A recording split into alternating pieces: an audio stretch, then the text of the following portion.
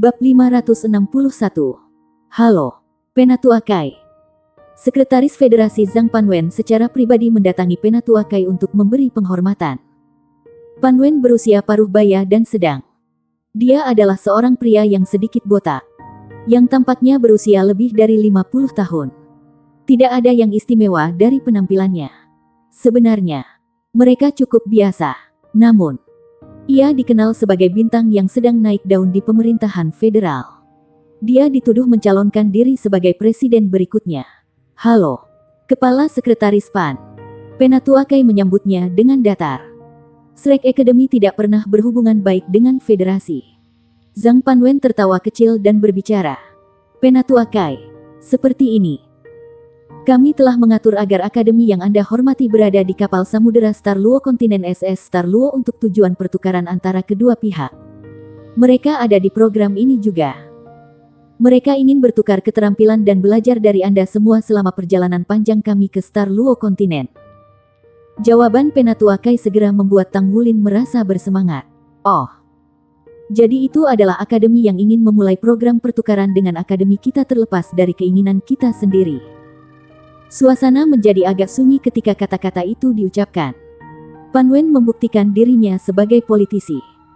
Dia bereaksi terhadap situasi dengan cepat saat dia tertawa keras. Kamu benar. Akademi yang kamu hormati tidak membuat pengaturan untuk itu karena waktunya tidak tepat. Jadi ini saat yang tepat untuk bertukar pengalaman di atas kapal. Kan?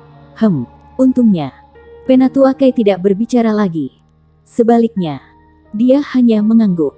Panwei melanjutkan. Baiklah, Penatua Kai.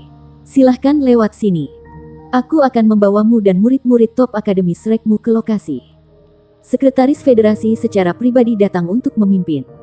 Dia sudah menunjukkan semua rasa hormat yang dia bisa.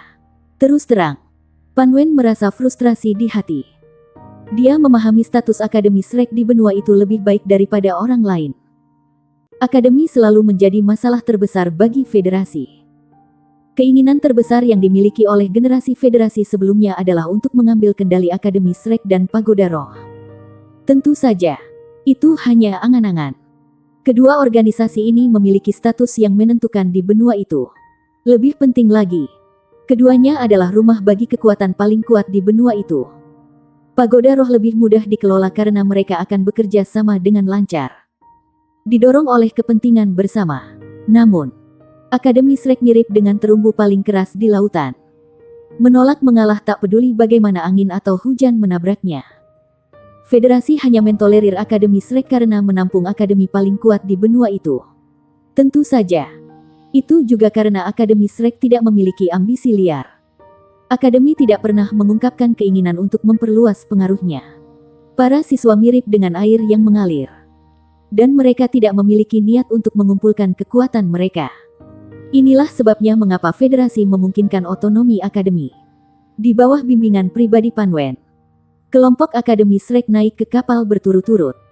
Kapal itu memiliki eskalator khusus yang ditenagai oleh teknologi jiwa. Itu stabil tapi agak terlalu lambat. Tang Wulin hanya melirik sejenak sebelum melihat bahwa ada barisan orang berpakaian rapi berdiri tidak jauh dari mereka. Mereka sedang dalam proses naik ke kapal. Semua mengenakan seragam sekolah putih. Dan usia rata-rata mereka sekitar 17 hingga 18 tahun. Mereka menunjuk dan mendiskusikan sesuatu yang tidak diketahui ketika mereka melihat kehadiran kelompok Akademi Shrek mengenakan seragam sekolah hijau mereka sendiri. Jadi mereka adalah siswa dari Royal Star Luo Academy. Xie bertanya dengan lembut. Yue Zhengyu mengotak-atik jarinya yang panjang dan kurus. Siapa yang peduli dari mana asalnya? Saya akan menghancurkan mereka jika mereka berani menyebabkan masalah. Xie menatapnya tajam. Aku tidak mempercayaimu. Anda dapat mencoba menghancurkannya jika Anda bisa. Saya ragu Anda mampu melakukannya. Apakah Anda mencari masalah lagi? Yuanen Yehui menatap Xie. Yue Zhengyu senang dengan dirinya sendiri. Kamu melihatnya. Monitor kelas kami masih ada di pihak saya. Jangan salahkan monitor kelas karena memperlakukanmu dengan keras jika kamu mencari masalah. Yuanen Yehui memelototinya. Apa yang dia katakan sebelumnya benar. Sekali memandangi Anda dan saya tahu Anda tidak baik. Kali ini giliran Xie yang tertawa terbahak-bahak. Dia menatap Yue Zhengyu dengan ekspresi selamat diri. Su Lizi, yang berdiri di belakang, juga tertawa terbahak-bahak. Ye Xinglan menatap mereka. Keduanya pasti merasa tidak nyaman karena semua kebosanan. Itu sebenarnya benar tidak hanya untuk Yue Zhengyu dan Xie tetapi bahkan Ye Xinglan, Su Xiaoyan dan yang lainnya. Semua merasa gelisah karena kemonotonan. Bagi mereka, diduduki benar-benar menjadi kebiasaan. Selama rutinitas normal mereka, mereka terbiasa sibuk dengan studi dan kultivasi mereka di akademi. Tidak ada banyak yang bisa mereka lakukan setelah mereka keluar selain pelatihan sendiri. Ini sebenarnya sangat membosankan. Itu tidak nyaman bagi Ye Xinglan untuk menempa baju perangnya tanpa lokasi yang stabil. Selain itu, dia dapat dengan jelas mengatakan bahwa meskipun dia masih mampu menempa beberapa bagian dari baju tempur satu kata, dan tingkat keberhasilannya sudah sangat tinggi, itu masih di luar jangkauannya untuk menempa komponen inti yang paling rumit. Untuk maju, dia harus maju ke pengrajin peringkat 6. Namun, dia masih agak jauh dari itu. Dilihat dari situasi saat ini, dia sudah membicarakan hal ini dengan Tang Wulin kemarin. Dia akan mulai menempa baju perang untuk teman-temannya setelah set baju perangnya selesai sepenuhnya kecuali untuk komponen inti. Dia akan menyelesaikan armornya ketika waktunya tepat. Mereka naik ke kapal besar. Segalanya tampak begitu kecil ketika mereka berbalik dan melihat ke pantai. Sudah ada pekerja yang mendekati mereka. Ini bukan pekerja dari benua Douluo tetapi dari benua Bintang Luo. Secara alami, pengaturan penginapan mereka sudah diurus. Daya dukung kapal cukup besar bagi semua orang untuk naik bersama tanpa masalah. Ada cukup ruang untuk memisahkan kedua kelompok saingan menjadi dua sisi. Segera, semua orang menerima kunci kabin mereka. Masing-masing dari mereka diberi kamar mereka sendiri karena ruang yang berlimpah sementara Penatua Kai pergi sendirian. Tempat tinggalnya berbeda dari yang lain karena berada di tingkat tertinggi kapal. Pan Wen secara pribadi membawanya ke kamarnya. Seragam sekolah Shrek Academy benar-benar mengerikan. Bagaimana kalian semua bisa tahan memakainya? Sebuah suara eksentrik bergema saat ini. Kelompok Shrek Academy berbalik dan menemukan diri mereka disambut oleh beberapa siswa Royal Star Luo Academy yang telah mereka lihat sebelumnya. Ada total 12 siswa yang tampaknya memiliki usia yang sama. 8 anak laki-laki dan 4 perempuan bergerak maju. Orang yang berbicara adalah anak laki-laki pendek. Dia tidak kurus, tetapi dia tampak sangat kuat dan tebal. Yue Zhengyu tiba-tiba memalingkan kepalanya seolah sedang mencari sesuatu dan kemudian bergumam pada dirinya sendiri. Siapa yang bicara? Apakah ada orang di sana? Siswa Royal Star Luo Academy pendek, tetapi tidak terlalu banyak sehingga dia tidak bisa dilihat. Kata-kata Yue Zhengyu segera membuat geram orang banyak. Wah, apa katamu? Murid pendek itu yang pertama mengambil umpan. Dia mengambil langkah besar dan berlari maju saat dia membanting dadanya ke Yue Zhengyu. Yue Zhengyu tidak lari atau menghindar. Oh, ternyata kamu ada di sini. Saya benar-benar minta maaf. Vertebra serviks saya tidak berfungsi dengan baik. Jadi saya tidak terbiasa menundukkan kepala untuk melihat seseorang. Namun, tinggi badanmu. Hehe. Pasti sedikit bermasalah. Kan? Bang. Peti kedua pihak saling membanting. Pemuda pendek harus melompat untuk ram ke Yue Zhengyu. Yue Zhengyu berdiri tegak, tidak bergerak 1 inci. Sementara siswa kecil merasa seolah-olah dia menabrak lembaran besi. Tubuhnya jatuh saat dia mundur 2 langkah. Jelas terlihat bahwa level kekuatan mereka berbeda. Apakah ini cara orang star benua-benua mengikat dengan yang lain? Ini sangat aneh.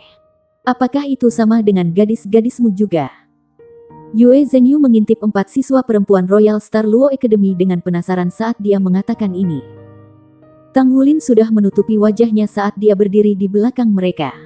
Dia dengan tenang berkata, "Kami tidak kenal dia. Lakukan sesukamu." Dia kemudian berbalik dan berjalan pergi. Yue Zhengyu benar-benar terlalu bersemangat untuk mendapat masalah. Dengan Tang Wulin pergi, Gu Yue secara alami berbalik untuk pergi bersamanya tanpa ragu-ragu. Xie adalah orang terakhir yang berbalik dan mundur. Dia memberi Yue Zhengyu tepukan di bahu. Berkata, Swadaya lebih baik daripada bantuan orang lain. Bab 562. Apakah ini bagaimana Anda memperlakukan sesama manusia? Yue Zhengyu menjadi pucat karena takut. Meskipun dia sadar, dia tidak akan sendirian bertarung melawan 12 orang. Bersama-sama, 12 siswa dari Royal Star Luo Academy bergerak maju dengan ekspresi tidak baik di wajah mereka. Tunggu, teriak Yue Zhengyu dengan tangan terentang. Bagaimana dengan ini? Saya akan melompat turun dari sini. Dan kita bisa menyebutnya genap. Berpura-puralah bahwa saya tidak pernah mengatakan apa-apa. Orang bijak tidak akan berkelahi ketika kemungkinan melawannya.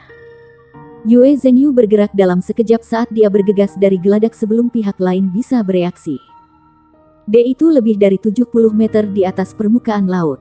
Pada ketinggian itu, seorang manusia biasa pasti akan mati karena lompatan bahkan jika ia mendarat di laut di bawah kapal. Siswa Royal Star Luo Academy tercengang ketika mereka membungkuk di atas pagar dan melihat Yue Zhengyu terjun bebas. Saat dia hendak mengenai permukaan air, aliran cahaya keemasan berseri-seri dari punggungnya dan berubah menjadi sepasang sayap indah dengan bulu putih murni.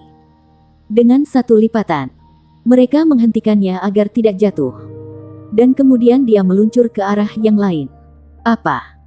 Siswa Royal Star Luo Academy tidak punya waktu untuk bereaksi terhadap situasi. Bagaimanapun, sudah terlambat. Pihak lain mampu terbang. Dan dia terlalu cepat untuk mereka. 4 cincin jiwa ungu di tubuhnya sangat mempesona. Berdebar, pengkhianat, berdebar, pengkhianat. Yue Zhengyu berjalan di sepanjang lorong di antara kabin dengan marah. Setiap kali dia melewati sebuah ruangan dia akan memberikan satu pukulan di pintu. Samar-samar dia bisa ingat bahwa teman-temannya semua tinggal di beberapa pondok ini. Salah satu pintu kabin tiba-tiba terbuka, memperlihatkan wajah sedingin es namun tampan. Siapa yang kamu panggil pengkhianat? Wu Zhangkong menatapnya dengan dingin. Aku memanggil diriku, aku menyebut diriku sendiri itu. Yue Zhengyu lari dengan tergesa-gesa. Tang Wulin kebetulan berjalan keluar dari kabin berikutnya pada saat itu. Dia tidak bisa menahan tawa ketika dia melihat Yue Zhengyu berlari kembali ke kamarnya. Orang ini biasanya dianggap berperilaku cukup baik di akademi. Namun setelah lolos dari dinding akademi sepertinya dia akan merasa tidak nyaman jika dia tidak menyiksa seseorang setiap hari. Kabin yang diatur Star Luo Kontinen untuk mereka agak mengesankan. Ruangan itu berukuran 40 meter persegi dan ada kamar mandi en suite untuk mandi. Masing-masing dilengkapi dengan balkon, sehingga orang bisa melihat dunia di luar dan menikmati angin laut. Itu semua agak nyaman. Tang Wulin, yang sangat enggan untuk berpartisipasi dalam program pertukaran ini pada awalnya, merasakan antisipasi di hatinya setelah ia naik kapal. Emosinya yang selalu tegang akhirnya bisa rileks.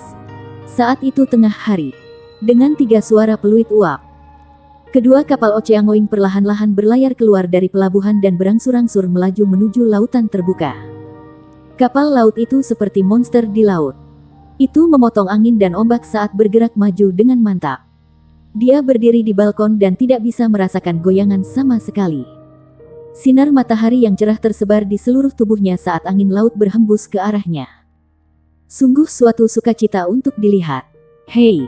Saat itu sebuah suara memanggil dari sampingnya. Tang Wulin berbalik dan melihat Gu Yue ada di balkonnya juga karena siapa yang tahu kapan. Gu Yue tinggal di kamar sebelahnya. Jadi jarak antara dua balkon kurang dari 2 meter. Keduanya saling memandang dan tersenyum. Tiba-tiba aku merasa itu pilihan yang tepat untuk keluar kali ini. Meskipun saya tumbuh di tepi laut, saya tidak pernah pergi sejauh ini ke laut. Tang Wulin mengumumkan kepada Gu Yue. Aku juga.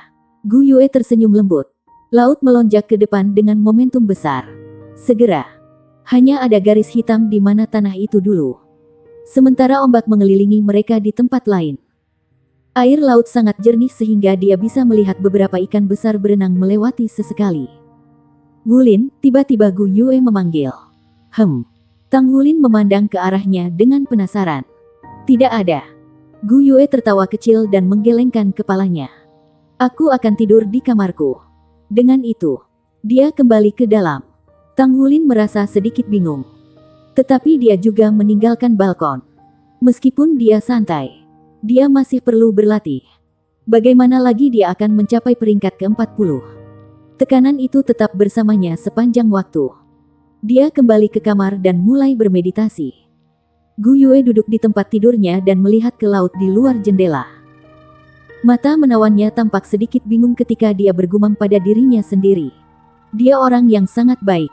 Naer, mungkin Anda benar. Meski begitu, aku tidak akan pernah membiarkan kalian berdua bersama. Dia mengambil napas dalam-dalam saat tekad melintas melewati matanya. Liner bergerak dengan mantap. Ada jarak beberapa ribu meter antara kedua kapal. Satu masih bisa melihat kapal lain dengan jelas mengingat ukurannya dan tidak ada yang menghalangi pandangan. Rasanya seolah-olah kapal-kapal itu tetap dekat untuk dapat saling membantu dalam keadaan darurat. Langit berangsur-angsur menjadi gelap. Rasanya berbeda menyaksikan kilau matahari terbenam di laut. Perhatian, perhatian. Suara siaran tiba-tiba bergema di setiap ruang kabin. Salam untuk semua penumpang di kapal laut SS Star Luo. Malam ini, kami mengadakan perjamuan besar untuk menyambut semua orang. Tolong berpakaian resmi untuk acara ini.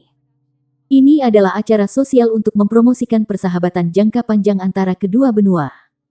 Selain itu, kami akan mengadakan beberapa game menarik.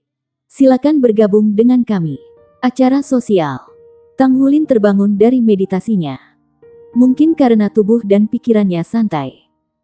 Dia merasa bahwa dia telah tiba di kemacetan dari peringkat 38 ke peringkat 39. Usahanya tidak akan sia-sia karena ketika dia akhirnya berhasil menembus peringkat ke-39. Dengan satu langkah lagi dia akan naik ke peringkat ke-40. Peringkat 40. Dia akan menjadi pandai besi peringkat 6 saat itu. Jantungnya mulai panas begitu dia berpikir tentang menempah. Dia telah belajar bahwa ada kamar penempaan khusus untuk disewa di kapal sejak sebelumnya. Tentu saja, mereka dikenakan biaya untuk kamar. Tapi kita perlu berpakaian formal untuk pesta di malam hari. Apakah saya punya sesuatu yang formal? Tentu saja. Jawabannya adalah tidak. Selain seragam sekolahnya, dia sepertinya tidak punya pakaian lain. Berdebar. Buk. Suara seseorang yang mengetuk pintu menggema. Tang Hulin berjalan untuk membuka pintu dan menemukan Gu Yue berdiri di luar kamarnya. Apakah kamu mendengar siaran? Ini adalah acara sosial. Saya ingin tahu apakah ada sesuatu yang enak untuk dimakan. Tang Hulin berbicara dengan penuh semangat. Gu Yue berbicara dengan nada yang tidak menyenangkan. Satu-satunya yang kamu tahu adalah makan. Tang Hulin mengangkat bahu. Apa lagi yang bisa saya lakukan selain makan? Gu Yue menjawab. Kami akan berpakaian resmi untuk acara ini.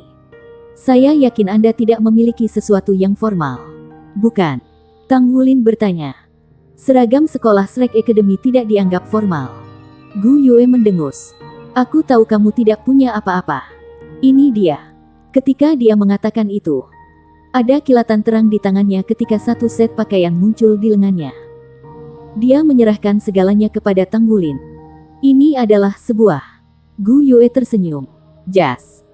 Tang Hulin bisa dengan jelas merasakan tekstur kain yang halus ketika dia menerima pakaian di tangannya.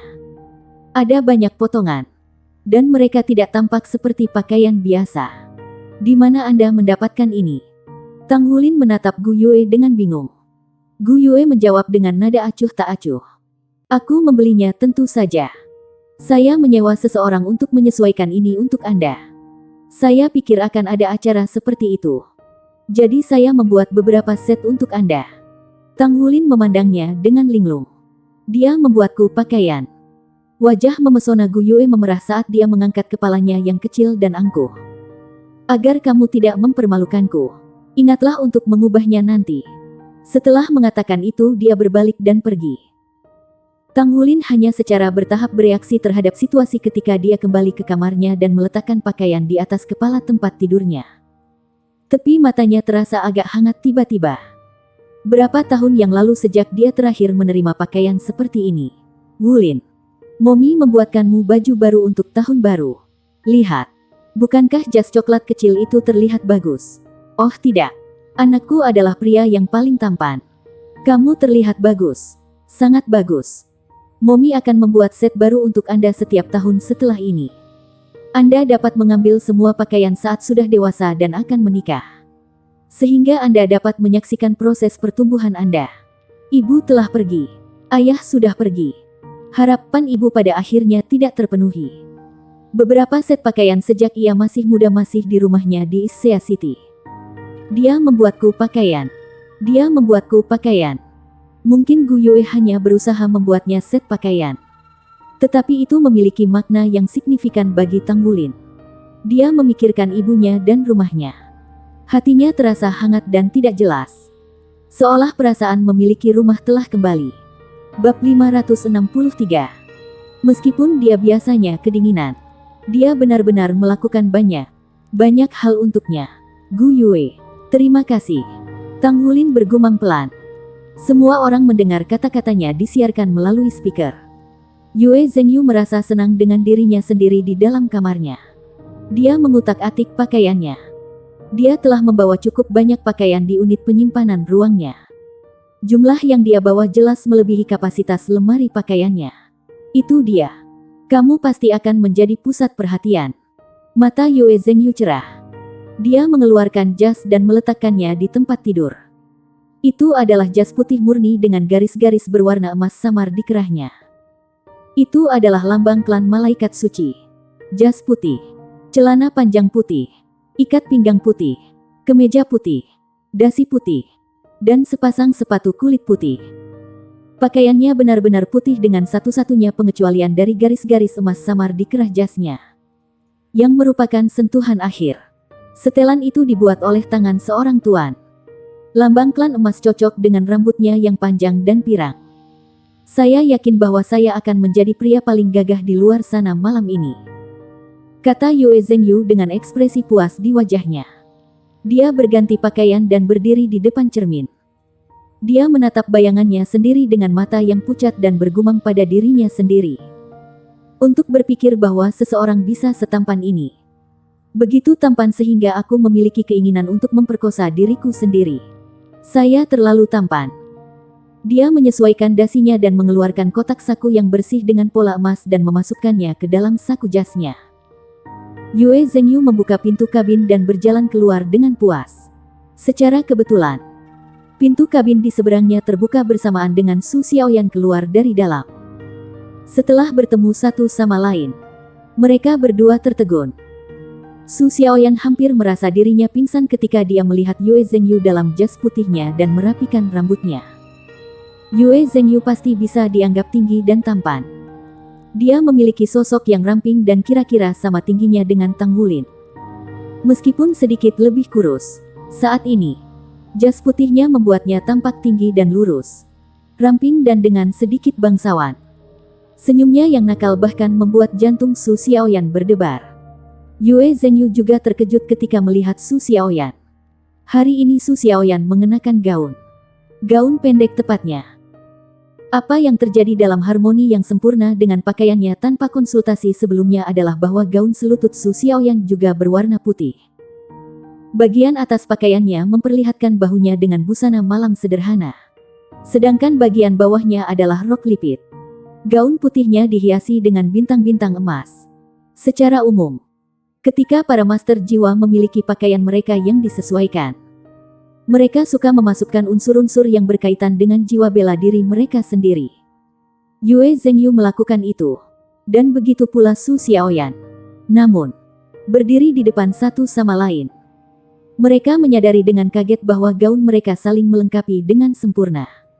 Pakaian mereka bahkan tampak seperti pakaian pasangan. Kamu terlihat cantik hari ini. Yue Zhengyu memuji dengan tulus. Wajah cantik Su Xiaoyan memerah. Terima kasih. Iya nih. Siapa yang memanggilku? Dari pintu lain, Xie melompat keluar, berseberangan dengan Yue Zhengyu. Pria ini mengenakan jas hitam, kemeja putih, dan dasi hitam. Pakaian formal paling tradisional.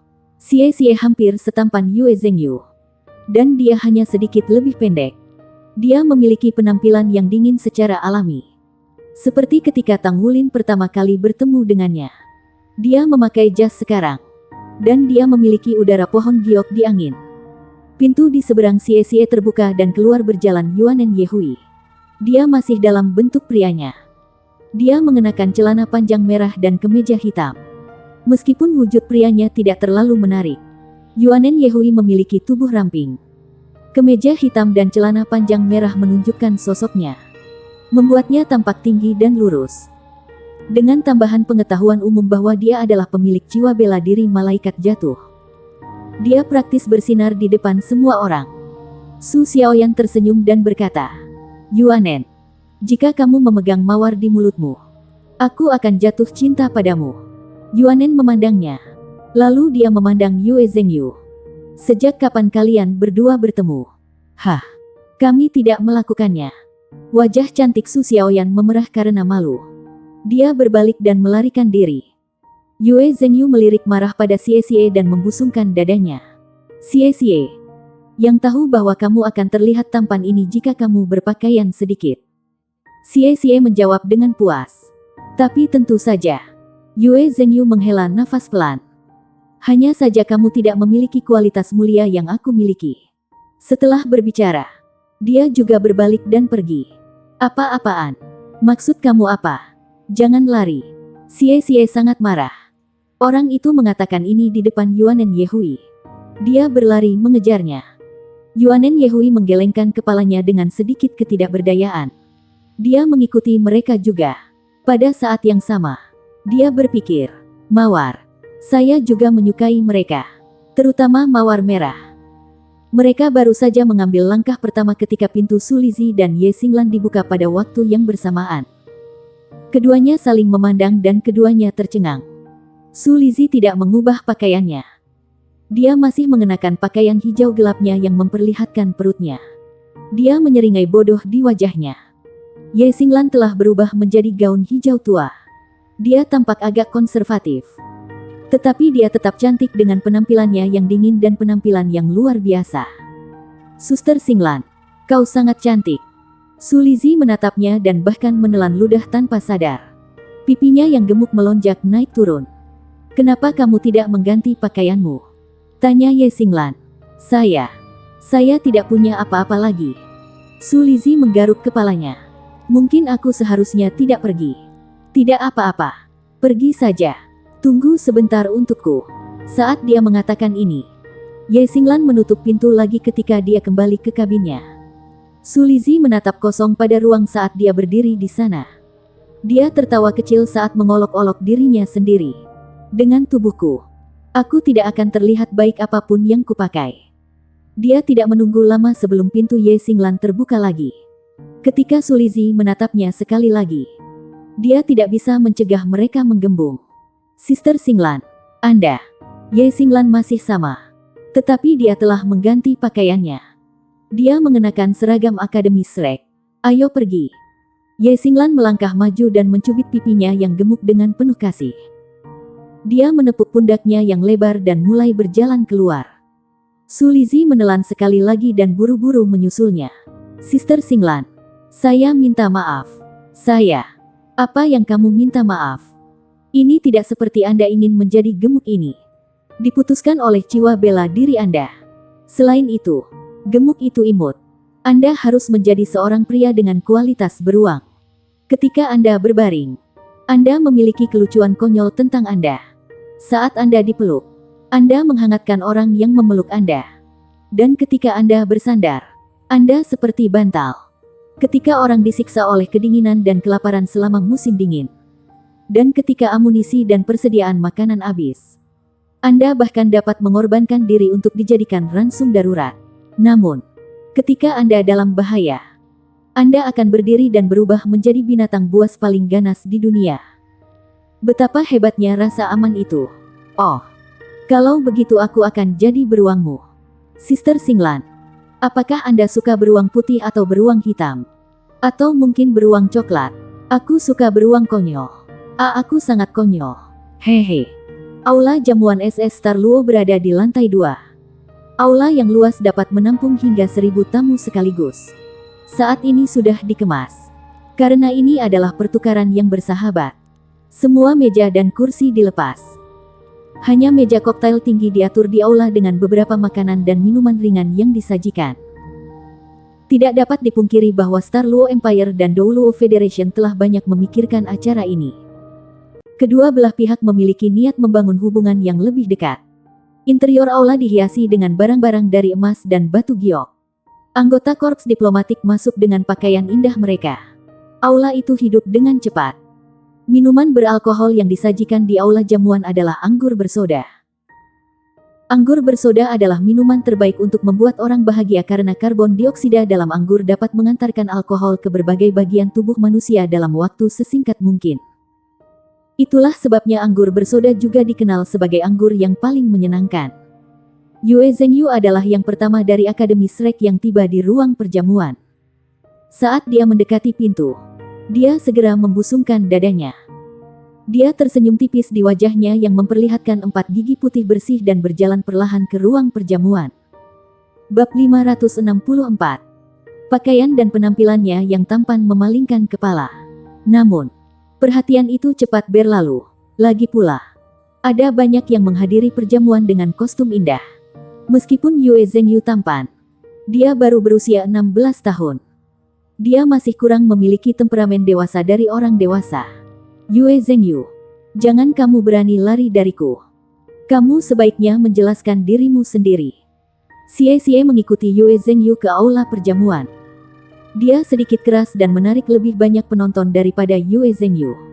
Yue Zhengyu berbalik dan menatapnya sambil tersenyum. Apa yang kamu ingin aku katakan? Sayang. Xie awalnya dipenuhi dengan kemarahan yang mendidih. Tapi dia merinding di sekujur tubuhnya ketika dia mendengar kekasih Yue Zhengyu. Seolah-olah seember air dingin telah terciprat padanya. Api amarahnya langsung padam. Aku tidak mengenalmu. Xie berbalik darinya.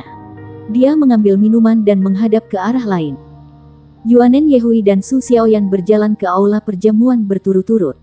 Ketika Xie melihat Yuanen, dia tampaknya telah mencengkeram sedotan yang menyelamatkan jiwa. Dia berjalan cepat ke arahnya. Yuanen, Yue Zhengyu mengganggu saya. Bagaimana dia bisa bersikap seperti ini? Yuanen Yehui berkata dengan datar. Jangan datang kepadaku dengan hal-hal yang ada di antara kalian berdua. Mereka tidak ada hubungannya dengan saya. Su Xiaoyan tertawa. Dan dia bersorak lembut. Berkumpul. Wajah Xie tidak pernah lebih tipis dari wajah Yue Zhengyu. Ketika dia mendengar ini, dia segera berbalik ke arah Yuanen Yehui dan berkata dengan malu-malu. Kamu tahu, bahkan Xiaoyan mendorong kita untuk menjadi pasangan. Enyahlah. Yuanen Yehui memutar matanya ke arahnya dan berjalan langsung ke aula. Xie memberikan tanda tangan pada Yue Zhengyu. Yue Zhengyu tidak mau menunjukkan kelemahan dan menjawab dengan senyum genit. Itu membuat Xie kesal. Xie sampai kehilangan ketenangannya dan dia berlari cepat setelah Yuanen Yehui. Setelah itu, Yue Zhengyu berjalan ke Su Xiaoyan. Wanita cantik. Bisakah aku mendapat kehormatan menjadi mitra dansa untuk malam ini? Su Xiaoyan terkikik. Bagaimana kamu tahu bahwa akan ada tarian malam ini? Yue Zhengyu menjawab sambil tersenyum. Setiap jamuan memilikinya. Bagaimana dengan itu? Ingin menjadi mitra dansa saya? Su Xiaoyan menjawab. Tentu. Yue Zhengyu menjentikkan jarinya dengan keras. Kamu benar-benar wanita yang cantik. Su Xiaoyan mengangguk dengan sungguh-sungguh dan berkata. Aku pikir juga begitu. Saya tidak berpikir Anda jelek. Yue Zhengyu tersenyum pahit. Jangan terlalu keras, kan? Tapi, ketika dia mengatakan ini, dia memperpanjang suku kata dengan sengaja. Lalu dia tiba-tiba mencondongkan tubuhnya dan bergerak lebih dekat ke Su Xiaoyan. Ketika Su Xiaoyan mundur secara naluriah untuk menghindar, tubuh bagian atasnya benar-benar membungkuk ke belakang. Yue Zhengyu terkejut menemukan betapa fleksibelnya dia. Dia dengan mudah membungkuk lebih dari 60 derajat tanpa ragu-ragu. Tapi apa? Su Xiaoyan menatapnya. Menjaga punggungnya membungkuk. Tapi apakah Anda benar-benar berpikir bahwa saya jelek? Mata biru Yue Zhengyu menatap penuh perhatian pada Su Xiaoyan. Tatapannya dipenuhi dengan cahaya yang tulus. Tiba-tiba, Su Xiaoyan merasa bingung. Sudah cukup, kamu. Bangun dengan cepat. Ini sangat tidak pantas. Yue Zhengyu hanya menegakkan punggungnya setelah dia mengatakan itu. Dia dengan ringan menarik Su Xiaoyan untuk membantunya bangkit kembali. Anda belum menjawab pertanyaan saya, kata Yue Zhengyu lembut. Su Xiaoyan bergumam. Saya biasanya tidak memiliki pendapat yang baik tentang playboy. Bagaimana Anda tahu bahwa saya seorang playboy? Yue Zhengyu menyentuh hidungnya. Ketika saya pertama kali bertemu Anda sudah melecehkan Yuanen. Bisakah Anda mengatakan bahwa Anda bukan playboy? Su Xiaoyan berkata sambil mendengus. Itu tidak masuk hitungan. Pada waktu itu, saya pikir dia adalah penguasa roh jahat dan saya sengaja melakukannya. Sebenarnya, saya tidak pernah punya pacar. Bukankah itu jauh dari yang Anda harapkan? Yue Zhengyu berkata dengan ekspresi malu-malu. Su Xiaoyan berkata dengan tegas dan adil. Berapa umurmu? 16. Menurut Undang-Undang Federasi, Anda hanya dewasa setelah berusia 18 tahun.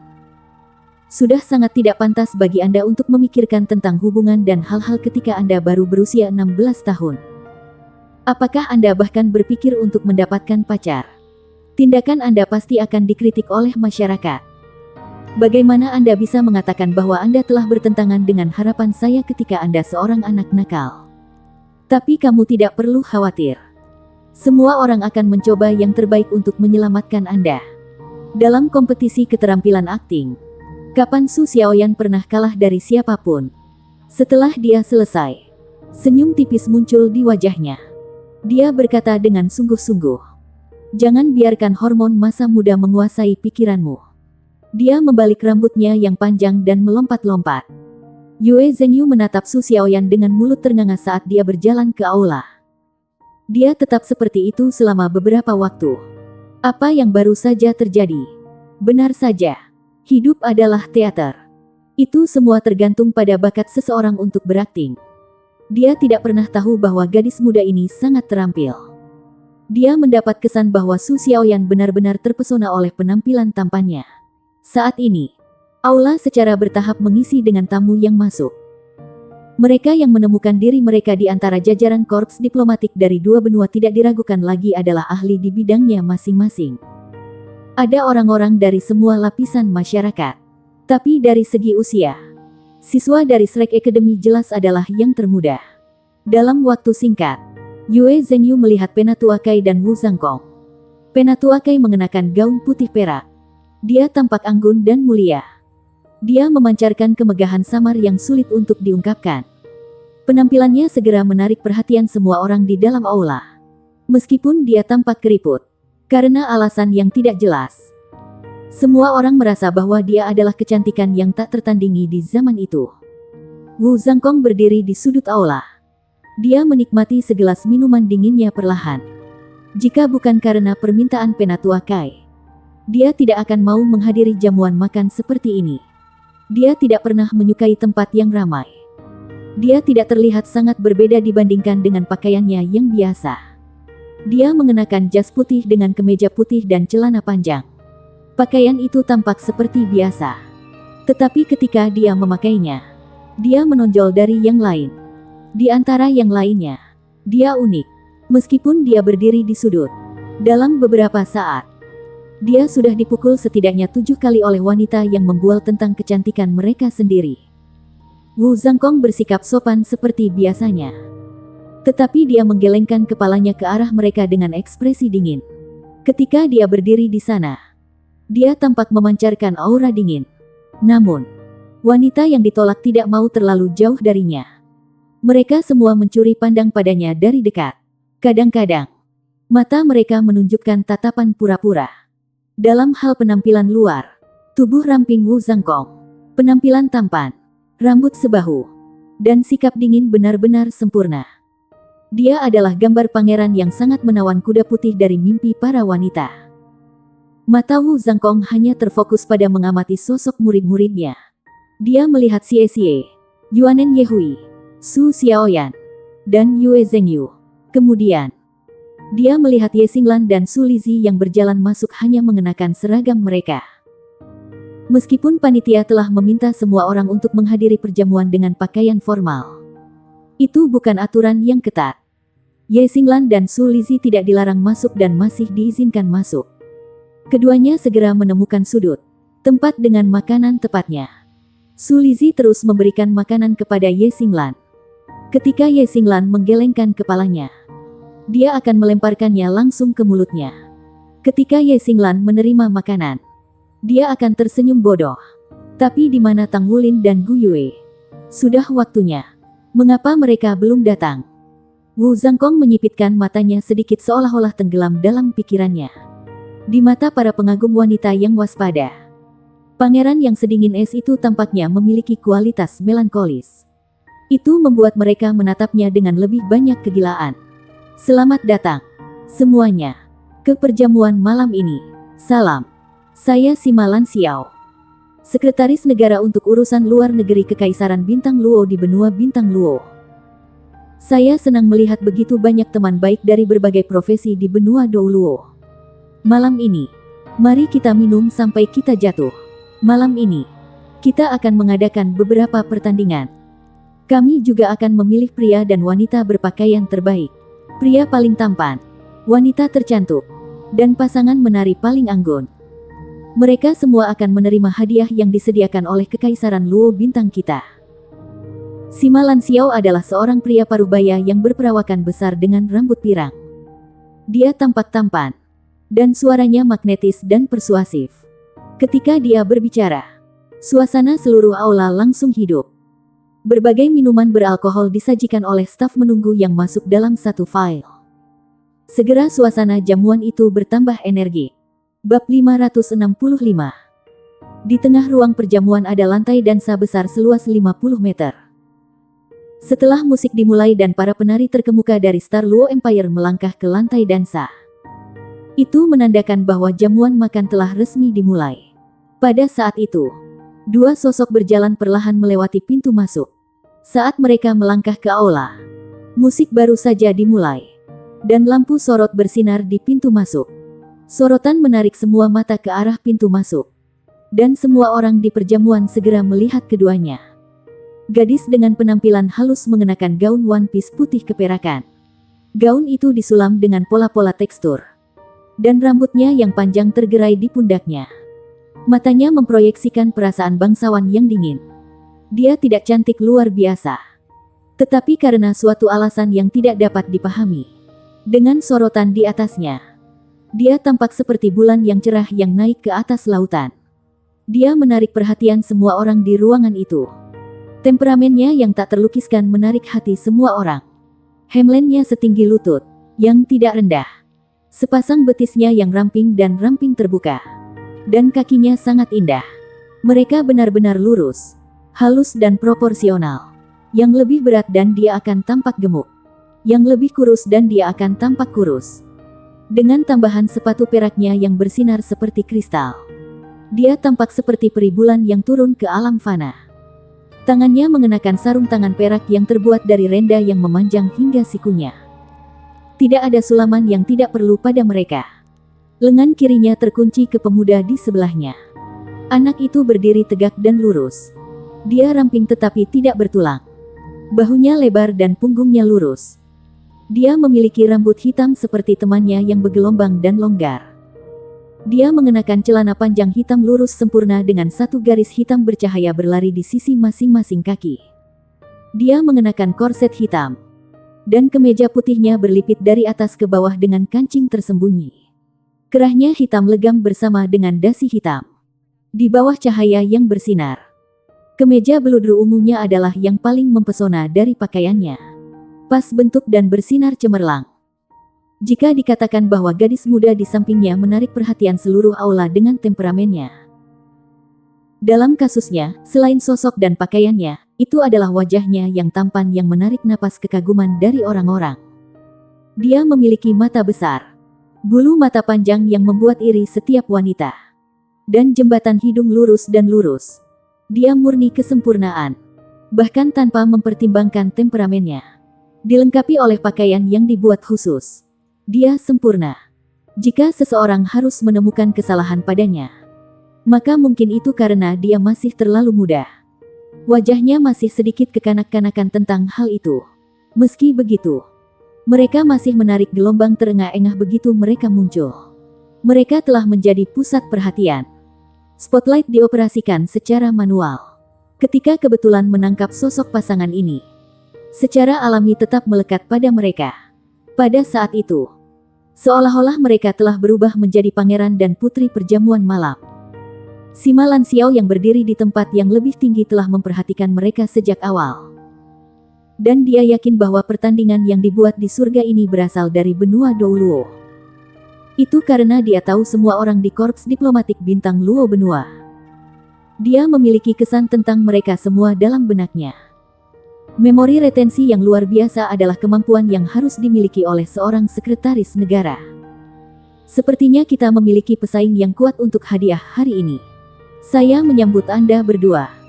Bolehkah saya tahu dari mana Anda berasal dari benua Dou Luo? Tang Wulin sebenarnya merasa sedikit canggung dalam pakaian formal. Dia selalu santai. Dan dia berpakaian untuk kenyamanan. Dia tidak punya waktu untuk peduli tentang penampilan luarnya karena dia mendedikasikan waktunya untuk berkultivasi dan menempa. Kemeja itu pas untuknya. Yang juga berarti bahwa itu agak membatasi gerakan tubuhnya. Namun, dia jelas merasa bahwa dia memegang tubuhnya lebih tinggi dan lurus karena kemeja itu. Gu Yue telah mengunci lengannya dengan tangannya saat mereka berjalan. Ketika cahaya menyinari mereka, Tang Wulin tertegun sejenak. Tetapi dia adalah seseorang yang telah melihat dan mengalami banyak hal. Setelah beberapa saat terkejut, dia sadar kembali. Kami dari Akademi Shrek di benua Dou Luo. Suara Tang Wulin menyenangkan tetapi tidak bersemangat. Suaranya terdengar lembut, tetapi suaranya jauh. Tanpa mikrofon jiwa. Hanya menggunakan napasnya sendiri dan dorongan dari kekuatan jiwanya. Semua orang di aula dapat dengan jelas mendengar apa yang telah dikatakannya. Selamat datang di jamuan. Ekspresi Sima Lan Xiao sedikit berubah saat dia berbicara dengan senyum tipis. Sorotan akhirnya meninggalkan Tang Wulin dan Gu Yue. Musik meningkat volumenya dan para penari di lantai mulai bergerak dengan gesit. Berbagai makanan disajikan. Wow, monitor kelas. Anda seharusnya tidak seperti ini. Su Xiaoyan adalah orang pertama yang lari ke mereka. Apa maksudmu? Tanya Tang Wulin dengan bingung. Su Xiaoyan terkikik. Kamu berpakaian sangat bagus. Apakah kamu tidak takut kalau aku akan jatuh cinta padamu? Tang Wulin memutar matanya. Kamu terlihat cantik juga hari ini. Su Xiaoyan memeluk lengan Gu Yue. Sister Yue, ini perbuatanmu. Bukan. Saya tidak percaya bahwa monitor kelas kami bisa berpakaian seperti ini. Tapi, tidakkah Anda khawatir bahwa ia mungkin direnggut oleh wanita lain? Aku melihat-lihat barusan. Dan ada cukup banyak wanita cantik. Kau tahu. Gu Yue tersenyum tipis. Saya tidak khawatir. 3 kata sederhana. Tetapi ketika mereka keluar dari mulutnya, mereka terdengar sangat percaya diri. Tang Wulin memandang mereka tanpa daya. Ketika semua orang bertambah tua, mereka semua berada pada tahap di mana kemudaan mereka mulai mendahului mereka. Bahkan dia sendiri jelas telah lebih memperhatikan gadis-gadis di sekitarnya. Jika bukan karena kultivasi yang keras, mungkin dia akan lebih memikirkan aspek masa mudanya. Dia selalu menahan diri. Dia tidak berani terganggu. Mungkin itu karena beban yang sangat besar dari hilangnya orang tuanya menekan hatinya setiap saat. Yang dia pikirkan adalah bekerja keras untuk memperbaiki dirinya sendiri sehingga dia bisa menyelamatkan orang tuanya sesegera mungkin. Semua orang sudah berjalan. Bibir Yue Zhengyu bergerak dengan jelas. Dibandingkan dengan Tang Wulin. Bahkan dia sendiri merasa bahwa pakaiannya sendiri tidak bagus. Poin utama adalah bahwa Tang Wulin benar-benar terlalu tampan. Dia unggul dalam penampilan dan tinggi badan. Bagaimana dia bisa dibandingkan dengan itu? Tang Wulin, kamu akan berakhir tanpa teman jika kamu meneruskan ini. Kamu tahu, kata Yue Zhengyu dengan jijik. Tang Wulin meliriknya. Oh, saya kira Anda punya banyak teman.